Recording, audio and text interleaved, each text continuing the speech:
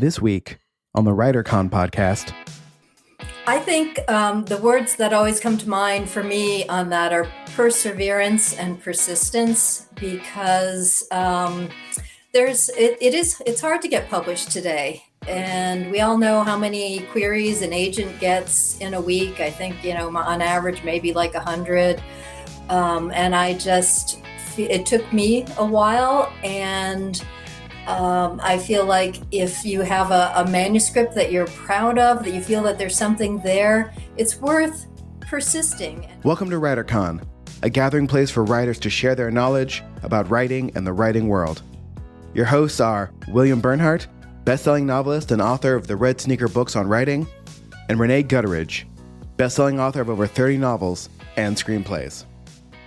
Hey there, writers. Hope all is well with you and your loved ones. Hope you're writing every day, or whatever your writing process currently allows, and you're happy with the results. As we're recording this, we're a little bit before Mother's Day, but I think it's going to be released a little after. We've had all the graduations that are part of this season, so now it's the season for moms, right? Rene, you're the only mom in this room. I'm curious. Am I? All right. So tell me, what did your mom think when you announced your intentions to be a writer? Oh, my goodness. Always supportive of my hobby, if you know what I mean. And at the point that I was beginning to talk like I might want to do this for a living, it turned concerned. And as a parent, I understand with both my kids in professions that don't necessarily pay well, you begin to worry. But when my seventh book came out, my seventh book, I brought it over to my mom, and she said, I think you may just make it. And it was high praise from my mom. She read every single one of my books, and was an avid reader, but she read Stephen King and Dune, and she loved sci-fi. Yeah, totally would not expect Dean Koontz, all that she read in her reading days, and my novels. So that's a mom's love. I bet she loved yours best. She did like him. She did. What about you, Jesse? If anything, your profession is even dodgier than ours. How did that go down at home?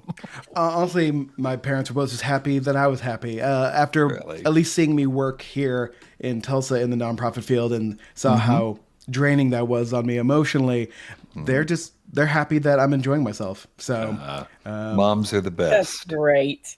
That's good parenting right there. Yep.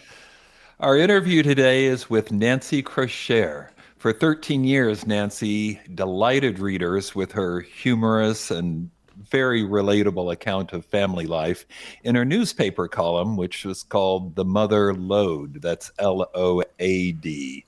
Now she's making her fiction debut with a charming, big-hearted novel about a single mom forced to chase her Elvis-obsessed mother and pink-haired daughter to Memphis to prevent them from revealing her long-lost secret, which you're going to hear more about in the interview. We'll talk to Nancy after the news segment and a brief word from our friends at Draft to Digital.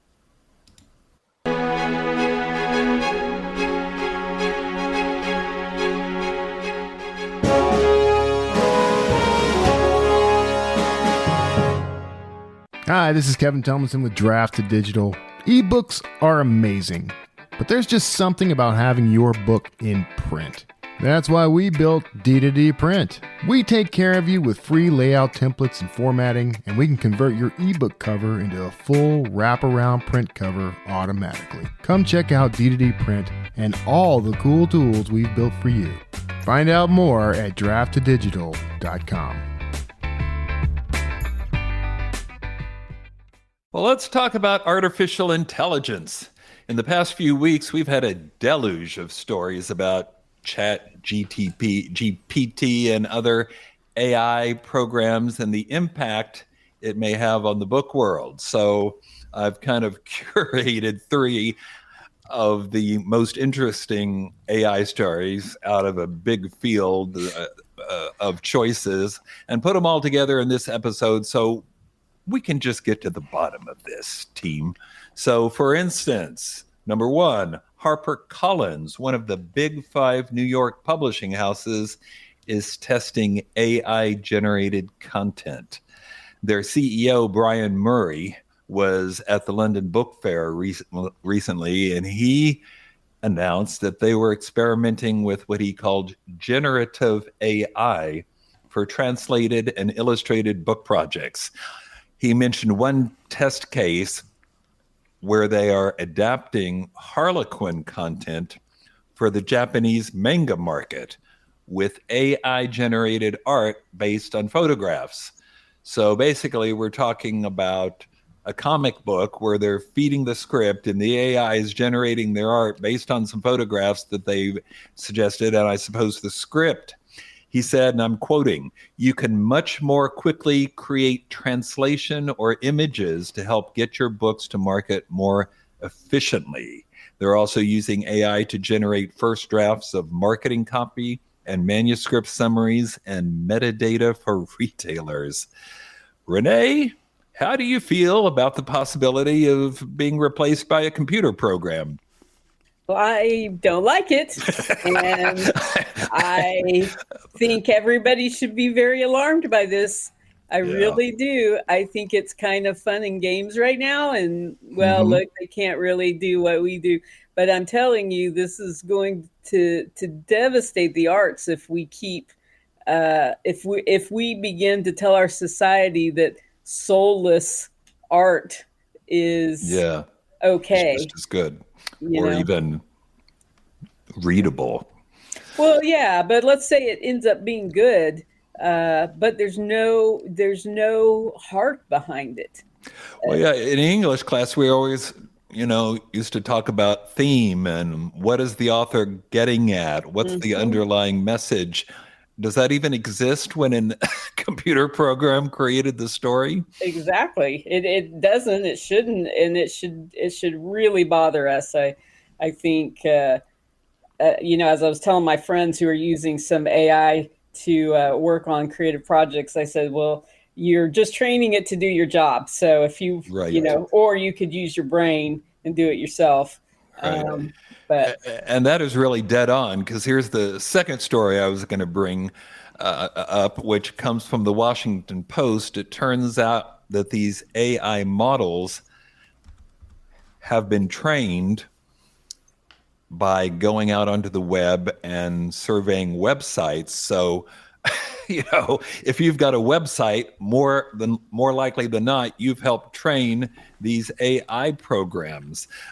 This Washington Post article analyzed one of the data sets used by the biggest chat box and made that data set searchable. So now you can go and see how many websites have contributed.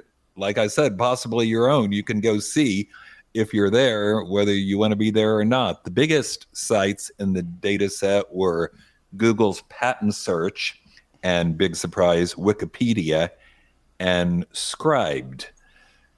So, Jesse, okay, this is starting to get a little spooky. I have 3 different websites that I contribute to, and I don't really want to be feeding the AI monster. How can they get away with using other people's content to train their AI programs? I mean, this just goes into the list of problems that America hasn't dealt with as far as like internet privacy goes. And like, we're just never gonna, by the time we realize we should have done something, it's gonna be too late. And, but again, the internet is full of wrong information and bad grammar. So let it learn all it wants, right? Like, the internet is not a perfect resource. It's full of junk and both great things and horrible things. So, it's always just like, how long will it take an AI bot to become racist, right? If it's scanning the internet, yeah, but scanning the internet has lots of dark corners, and so I feel like there's always going to be at least roles for the management of these tools. And like, my dream is like, just like when digital, computers could handle making graphics, right, and doing animation. people learned how to use those tools to animate instead of drawing, right? But the computers couldn't necessarily make a animated movie for them. So, like that's the hope. But I'm more on Renee's camp of like we're gonna be ruining a lot of jobs here if we're not careful. Sure. And the third of the 3 promised articles is about an author who revealed very recently that he has published 40 books, I assume self-published at Amazon this year alone, all of which were generated by AI. Now, these are nonfiction books on various topics like computer programming and project management, but not only are they up on Amazon and he's selling them, the books have superb reviews. I'm not exaggerating. Go check it out for yourself. People seem to love them. So, Rene, does this impact what you were saying before? Are you surprised?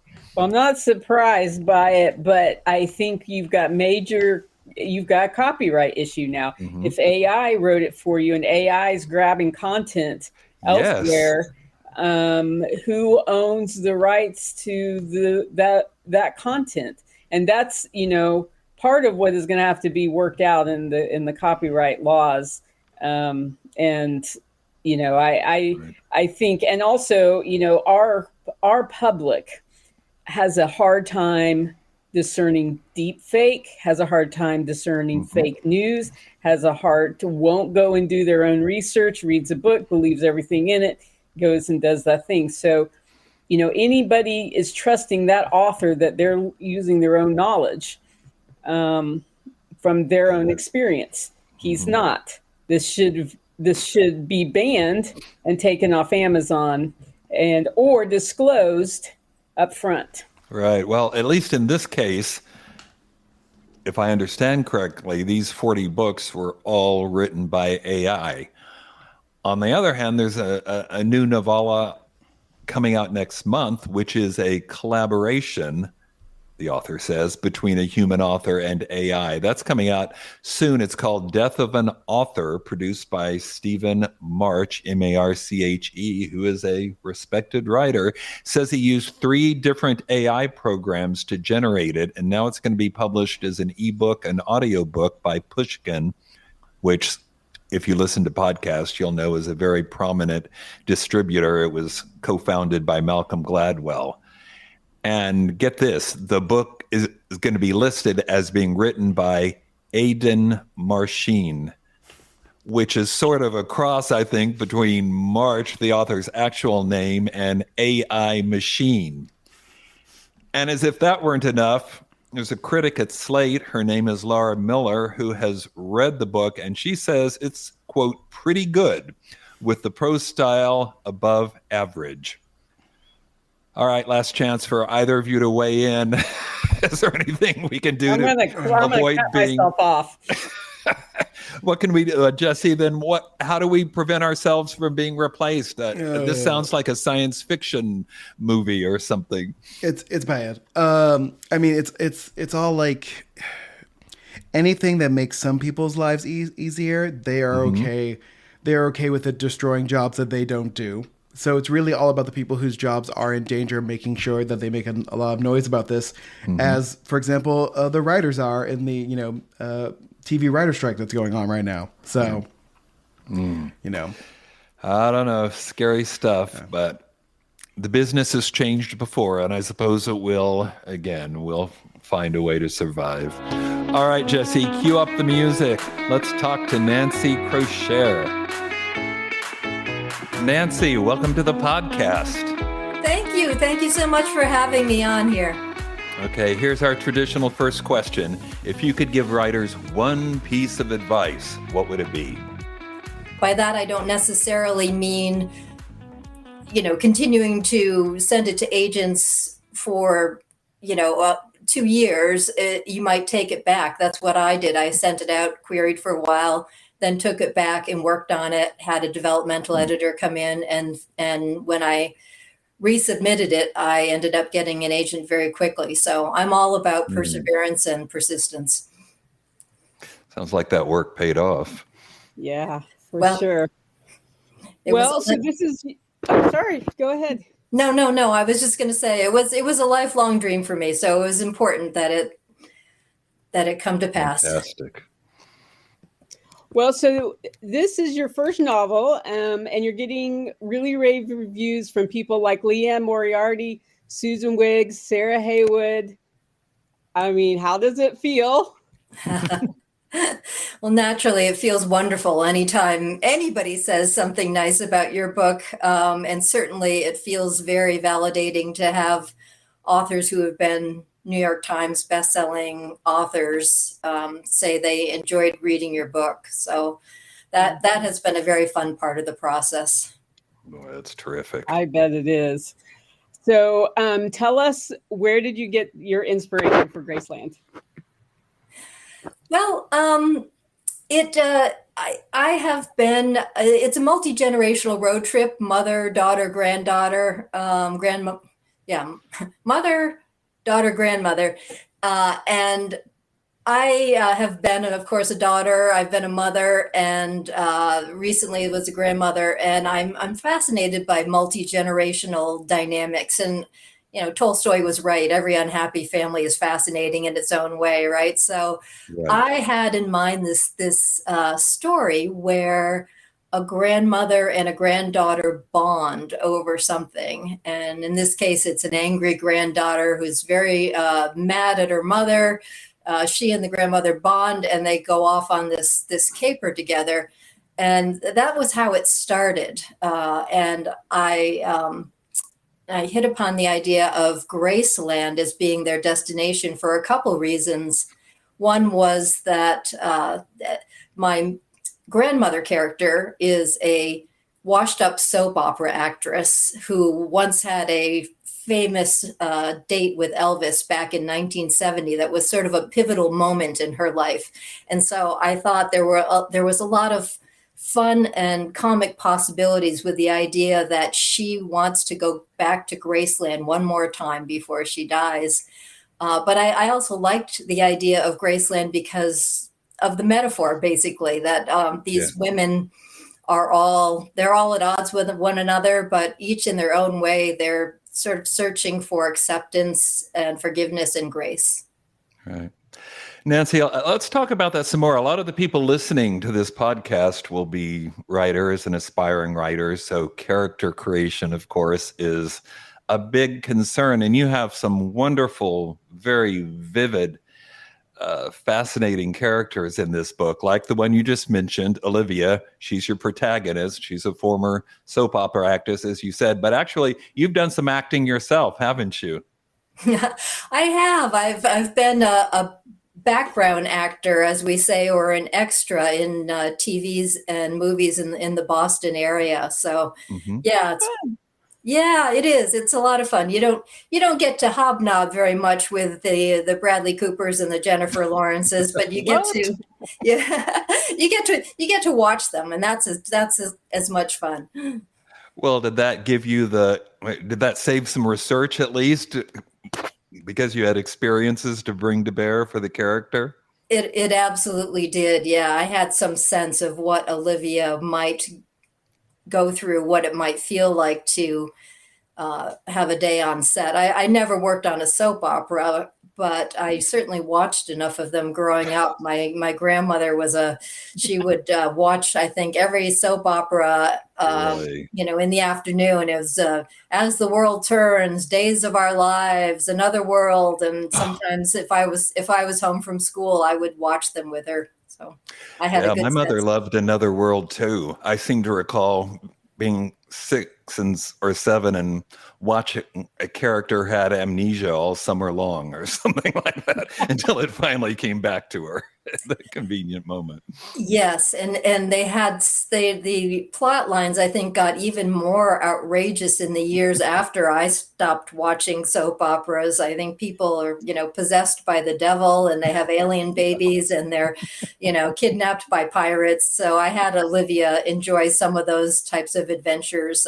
Some of them are mentioned in the book. That's fun. Okay, so that's Olivia, and then there's Dylan, the granddaughter, who you mentioned. She's the 16-year-old activist with the flaming pink hair. Where did that come from? Or where did she come from? I had two daughters, and so neither of them were exactly like that. Neither of them were flaming pink-haired activists, but I knew something about how teenage mother and daughter interactions go, and Dylan just sort of came forth fully formed and had very strong opinions about everything. She's very impulsive. And that causes a lot of trouble on the journey to Graceland. Sure. And then last but certainly not least, there is George, who cross-dresses as Jordan. Well, I have to ask, given all that's going on in the world right now with book banning, and we know which books are getting banned most, were you concerned that this character might be too controversial? I feel almost certain that my book is going to be banned somewhere, and you and James Patterson.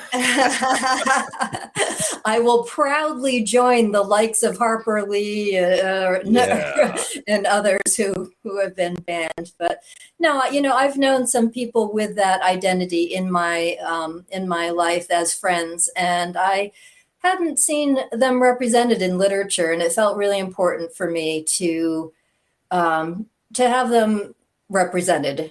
I wouldn't myself try to write from an identity that I don't have, but I felt very comfortable writing from the perspective of somebody who has had somebody who is LGBTQ, as friends, basically.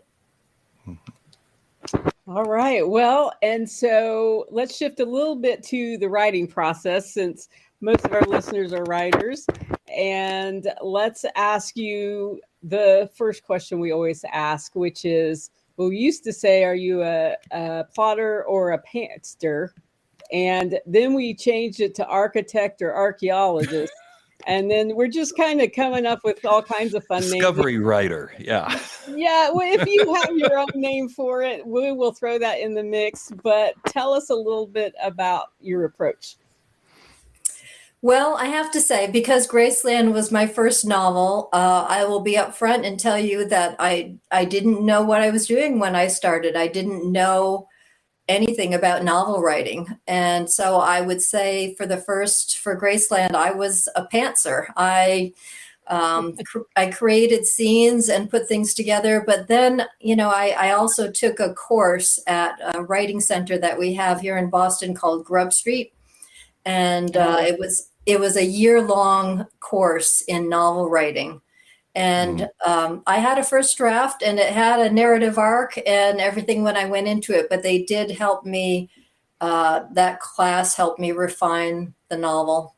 And so going forward, now that I know more about novel writing, I'm going to try to be more of a plotter, because trust me, to write a 90,000 word novel, you can easily write 700,000 words to get to where you want to with the 90,000. Yes, absolutely. Well, I love that you took a year-long course, which I think shows your commitment to learning the craft and loving it and all of those things, and learning structure and how to do it. That just people will be working on their first novel for 2 decades because they never go take a class, or something like that. So I love to hear that. That's wonderful. So what does your writing day look like now? I suppose with this novel, it wasn't necessarily a writing day, but maybe it was. What does it look like now? What did it look like when you started? I am the worst person to ask that question to. I'm terrible in terms of having a set schedule.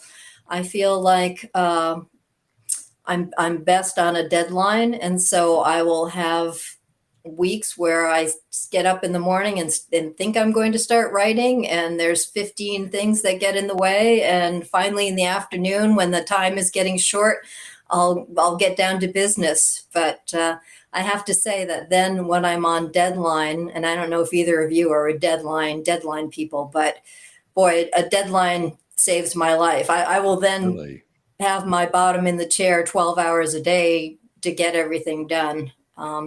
So I don't know if that's very helpful for other writers. I don't necessarily recommend being like me, but there it is, right? but there it is. Yes. Well, we can't argue with success, Nancy. I mean, maybe we're all doing it wrong There and you you're go. doing it Look right. at those reviews she's got. Holy smokes. Absolutely.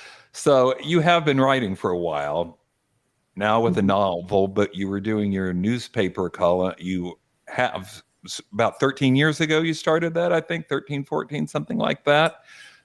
It's something I had done it. I had done it for 13 years when my girls were growing up, basically. So, and I haven't been doing it now for about 10 years or so, I think, maybe. Okay, well, one way or another, what are some of the writing tips or strategies you've picked up along the way? From doing the columns or the novel, or both? Either way, both. Well, I write humor, whether in my columns or in this book. It's just, I think I'm wired to see the world that way. There's a lot to worry about in our world, but I tend to want to look on the bright side. And so I would just take notes about things that happened to me in everyday life that were humorous, and I would, develop them into columns, or now I, see if they can find their way into a novel in one place or another. So that would, I guess, be. I'm not a journal person, but I'm definitely a note-taking person. Mm-hmm. Well, so now the book is out. You're getting fabulous reviews, big rollout. What next? That's a good question. I have another novel that I have started working on, but it's more in the planning stages. And as we discussed earlier, I'm convinced that this time it's going to have an outline from the beginning. It's going to be carefully planned. I also wrote a screenplay, and that's more your area, Rene, right? Yeah, a friend and I submitted a screenplay to a contest for screenwriters over the age of 40, women screenwriters over the age of 40. And so that was something I did earlier this year. Those two things, and just writing the publicity stuff for Graceland, those are keeping me busy 24/7 pretty much. I bet so. Well, I think there are going to be a lot of people very anxious to read your next book, because they're really going to love this one. Thanks for being on the podcast, Nancy. Oh, thank you so much for having me. It was a lot of fun. All right, couple quick words before we sign off. The WriterCon retreat is in July in Branson. Small group focus on your work. Get feedback from a small group, one-on-one mentoring, and talks and fun. And trust me, it is a great time. And if you think that might be what you need to advance your writing, then please come join us. Visit the website and learn more about the retreat. And while you're there, take a look at WriterCon, because there's only a few more days left before the early bird pricing will go away. So register now and get the benefit of a much lower price. We've got more than 60 presenters.